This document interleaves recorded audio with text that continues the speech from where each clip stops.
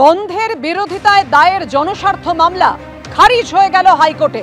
আপনাদের জানাবো, বন্ধের বিরোধিতায় যে জনস্বার্থ মামলা দায়ের হয়েছিল সেটা খারিজ হয়ে গেল আদালতে। জনস্বার্থ মামলা খারিজ করলো প্রধান বিচারপতির ডিভিশন বেঞ্চ।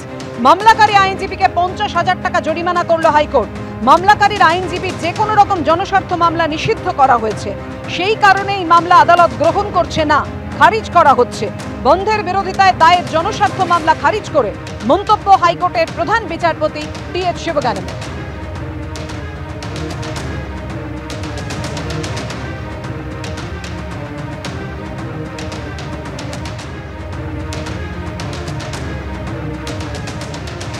পার্টি অফিসে আগুন ধরিয়ে দেওয়া হয়, পরপর বাইকে ভাঙচুর করা হয়। কিভাবে বাইক রাস্তায় পড়ে রয়েছে একের পর এক বাইক, সেই ছবি আপনারা দেখতে পাচ্ছেন। দুর্গাপুরে এই ঘটনা, আরজিকর কাণ্ডের প্রতিবাদে সিপিএম এর মিছিল ঘিরে রণক্ষেত্র দুর্গাপুর।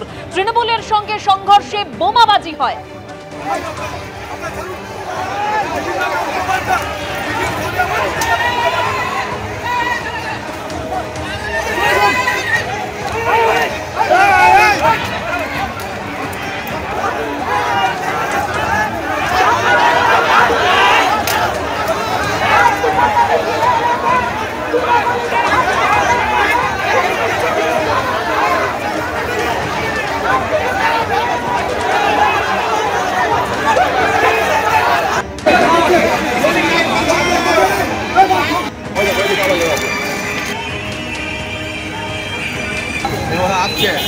আরজিকর কাণ্ডের প্রতিবাদে সিপিএম এর মিছিল ঘিরে একেবারে রণক্ষেত্র দুর্গাপুর। পার্টি অফিসে আগুন ধরিয়ে দেওয়া হয়, পরপর বাইক ভেঙে তছনছ। এই মুহূর্তে কি অবস্থা মনোজ?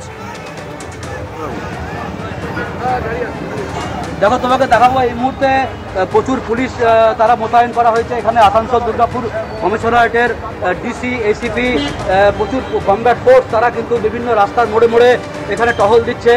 কিন্তু তার আগে যেভাবে উত্তপ্ত অবস্থা হয়ে এসেছিল এই জায়গায়, আমরা দেখতে পেয়েছিলাম যে বেশ কয়েকটা বোম চার্জ পর্যন্ত হয়। আমরা এবার কথা বলবো সরাসরি ডিসির সাথে। আসানসোল দুর্গাপুর কমিশনারেটের ডিসি এখানে রয়েছেন। তাড়াতাড়ি অ্যাকশন নিতে পেরেছি আর ক্লিয়ার করতে পেরেছি। পুলিশ আহত হয়েছে। বলছি স্যার, অনেকগুলো বোমাবাজি হয়েছে, আহত হয়েছে। আমরা তাড়াতাড়ি অ্যাকশন নিতে পেরেছি, এখন ক্লিয়ার করতে পেরেছি। আর বাকি যে আছে আমরা কেস করে ইনভেস্টিগেশন করে অ্যাকশন আছে।